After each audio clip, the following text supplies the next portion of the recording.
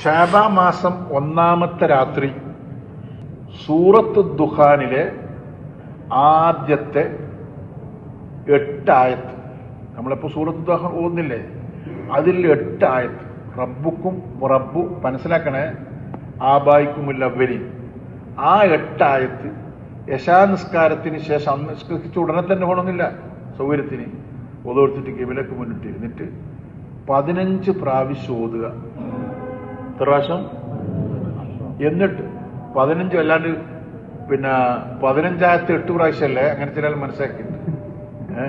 Spoon 8 ആയത്ത് 15 ദിവസം ഓതിച്ച് നമ്മൾക്ക് മുഹിമായ കാര്യം ഉണ്ടല്ലോ, അത്യാവശ്യം എല്ലാ കാര്യം പറഞ്ഞു. അതിനോട് അള്ളാഹുവിനോട് നല്ലോണം ദ്വാരക്കുക.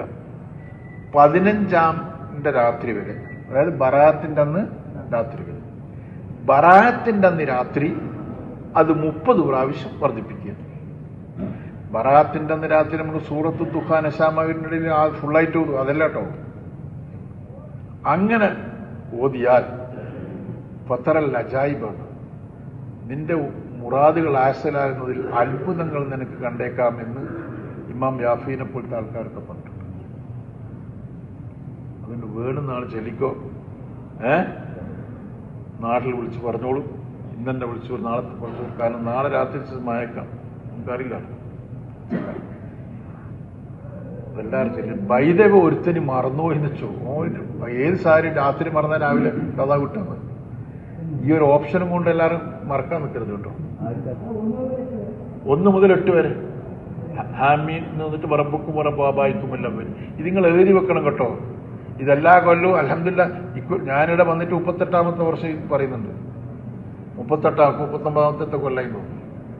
അടുത്ത കൊല്ലം ഉണ്ടാവും എന്നുള്ള നമുക്ക് ദീർഘായുസ്സരട്ടപ്പോ നമുക്കറിയില്ല. ഒരു ബുക്ക് ഞാൻ എപ്പോഴും എൻ്റെ കുട്ടികളോട് ദർശനമുള്ള കുഞ്ഞുപോലെ ഒരു ബുക്ക് വാങ്ങിക്കണം. ഇങ്ങനെയുള്ള നമ്മൾ വലിയ വഹിയരുന്ന ആളൊന്നുമല്ല. പിന്നെ എനിക്കൊരു സ്വഭാവമുണ്ട്, ഒരു ഇൽമ് എനിക്ക് കിട്ടിയാൽ ഞാനത് എല്ലാവർക്കും പങ്കുവെക്കലുണ്ട്. അത് എഴുതി വെക്കുക. ഇപ്പൊ ചില സമയം ചില ശഅബാൻ ഉണ്ടായിക്കൊള്ളണമെന്നില്ല. അത്തരം കാര്യങ്ങൾ ഇങ്ങനെ മറിച്ചു നോക്കിയ ഉസ്താദ് പറഞ്ഞിട്ടുണ്ട്. ഇത് പറഞ്ഞെന്നാൽ ഇത് ഉസ്താദ് കോയമത്തങ്ങൾ പറഞ്ഞ് എഴുതിക്കോ, പ്രശ്നം തീർന്നല്ല. മനസ്സിലായ മക്കളെ? സൂറത്ത് ദുഖാനിൽ 8 ആയത്ത് റബ്ബുക്കും റബ്ബു ആബായിക്കുമുൽ അവ്വലീൻ അതുവരെ 15 പ്രാവശ്യം ഓതിയിട്ട് അള്ളാഹുവിനോട് തേടുക. ഇതിനൊക്കെ നിങ്ങൾ പ്രാർത്ഥിക്കണം കേട്ടാ. പിന്നെ മുഹിമായ കാര്യങ്ങൾ നാട്ടിൽ ഒരു തന്നെ പല കാര്യങ്ങളുണ്ടാവല്ലോ. ഒരാൾക്ക് വരയില്ലാത്തവരുണ്ടാവും, കുട്ടികളില്ലാത്തവരുണ്ടാവും, കടത്തിൽ കൊണ്ട് വലഞ്ഞവരുണ്ടാവും.